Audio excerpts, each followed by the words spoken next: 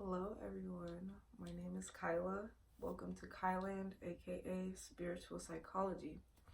I wanted to start off this video by firstly saying welcome to my channel. I didn't really talk about what this channel will be about, but it's kind of going to be a mixture of everything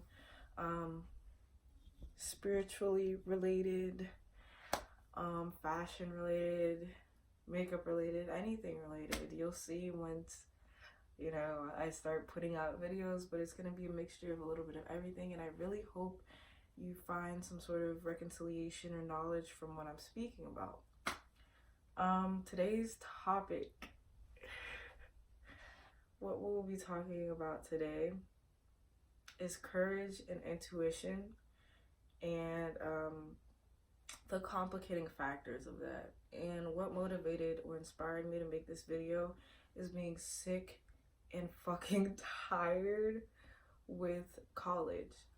It's my first year of college and I'm doing online school, and I thought it was easy at first, but I honestly hate it. That's the truth of it. That's the truth of the matter.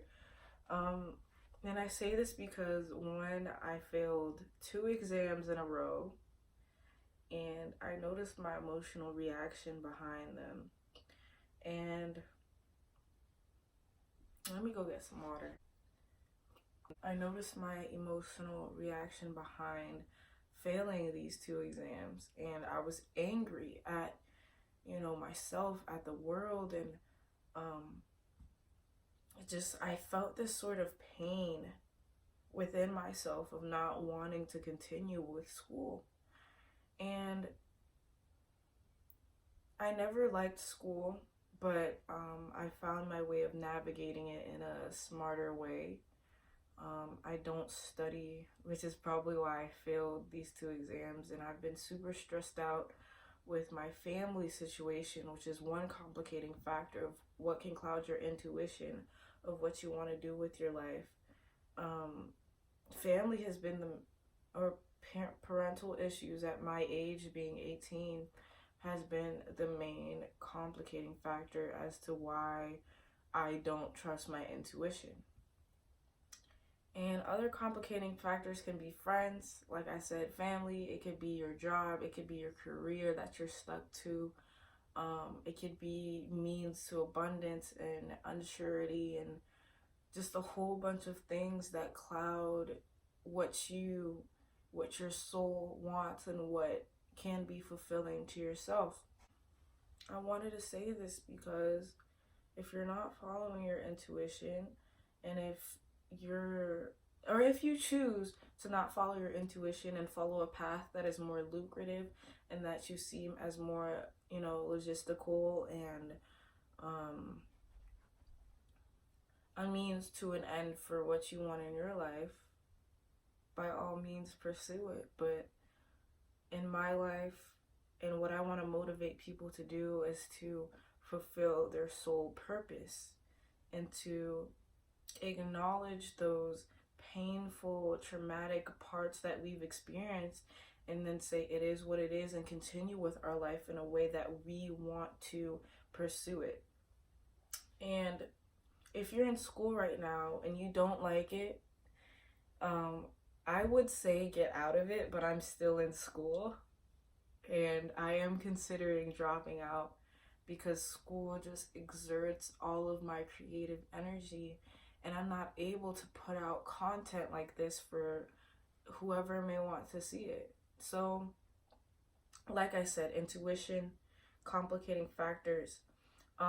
Intuition, it seems like such a hard thing nowadays to really grasp upon, but intuition is your emotional reaction, in my opinion. So if you're negatively reacting to a circumstance that is continuous in your life, your intuition is telling you to stop it. Your higher self, your soul, is telling you to stop it.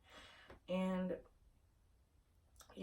with anything, that could be any sort of negative reaction, or persistent negative reaction, I should say, with a situation you continue to perpetuate.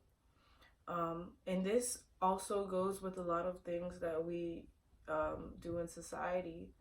I said in my last video something that really repulsed me, like, because I wasn't really thinking about certain movements and social justice happenings, and this is a trauma-induced response. I did mention George Soros.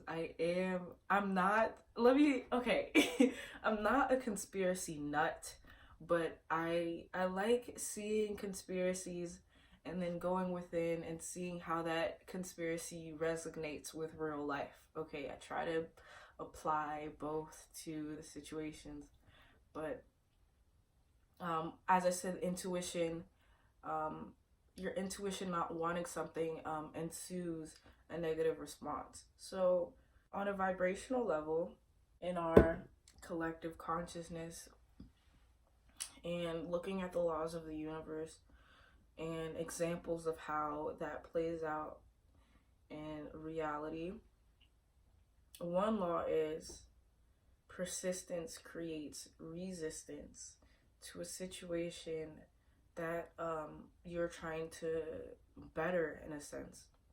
Look at this in arguments, right?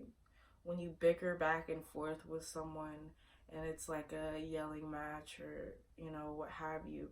When you continue to perpetuate that argument, what does it create? It literally creates resistance from that other person to actually actively listen to what you're saying. And even in the essence of that argument, your intuition doesn't want it because it is ensuing a negative reaction. So when you persist in that argument, what ends up happening is the resistance from the other party. Even in reverse, like I said, resistance creates persistence. If you're resisting, you know, the emotions that your intuition ensues, or you're resisting a certain aspect that happens in your life, what's going to happen? It's going to keep persisting. That suppression of emotion and that resistance towards your emotion creates it to persist. So what happens when, you know, we perpetuate both parties? Nothing happens, okay? Nothing proactive happens. Nothing rewarding derives from that situation. So to clarify, what you have to do is change your consciousness in order to change the collective consciousness. It starts individually. And what they say about one man making a difference is very true, but it comes from an internal perspective. Once you start believing yourself, or in, you know, the powers that you withhold, and stop relinquishing yourself to what society deems you as, you start noticing your powers as a person. And I could get into this example of how the Black woman is considered the most unprotected person in society. But honestly, the Black woman was the first woman on this earth. Gaia is the Black woman. Gaia is the reflection of God, source, nature. What happens to the melanated woman's hair? It sticks up. What happens to the tree?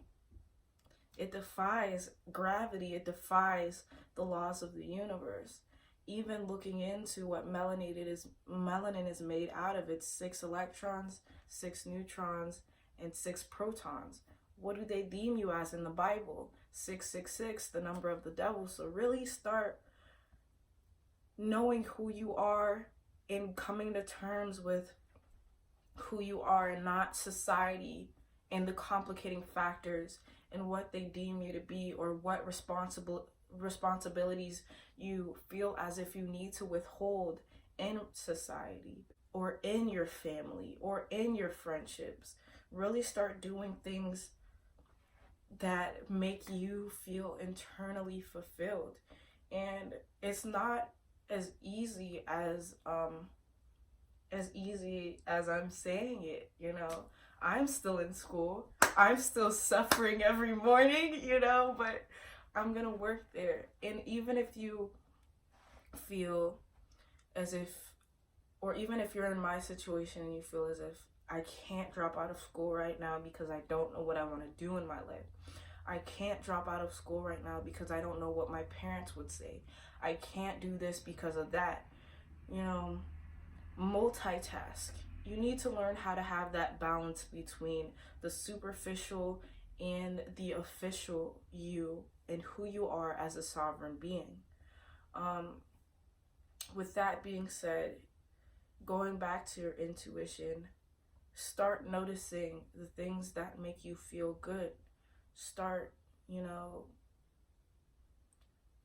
relinquishing yourself from these negative emotions and start being your greatest version every day by practicing things that make you feel like you at the end of the day, because you're born alone, inevitably, in certain circumstances. In most circumstances you are, but in every circumstance you die alone. Your spirit comes out of yourself alone. With this incarnation cycle that I am blessed with to be here, I do want to help others in, you know, the greatest way that I can possibly. And that's why I want to put out this video for anyone who needs it. If you're in any situation in your life where you feel unfulfilled, remove yourself from it. And even if you can't, even if you feel like you cannot remove yourself from that certain situation at the moment, remove yourself emotionally, remove yourself spiritually, so that if you put yourself only in that situation physically, you're not left with that turmoil that inevitably, you know, tarnishes your spirit, your emotion, and your intuition and causes you with pain. Courage, right? Very, very difficult to build in today's society, especially if you have complicating factors. But honestly, you just gotta say fuck it sometimes and just go for it. That's it. That's all that courage is. It's diving into the water when you think it's cold and then getting used to it. That's all that it is. It may seem uncomfortable at first, but once you get into it, you will inevitably succeed.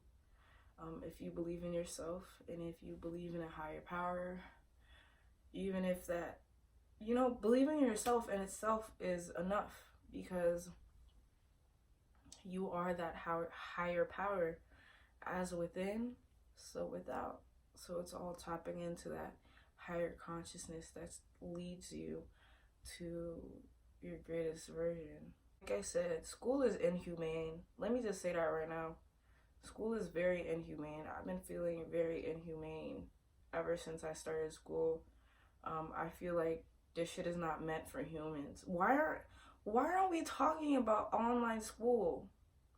Why aren't we talking about how detrimental online school is to your mental health? And why aren't we talking about how face masks can actually be more detrimental to you? You're breathing in your own toxins all the time. I don't know, man. I don't know. That's neither here nor there. But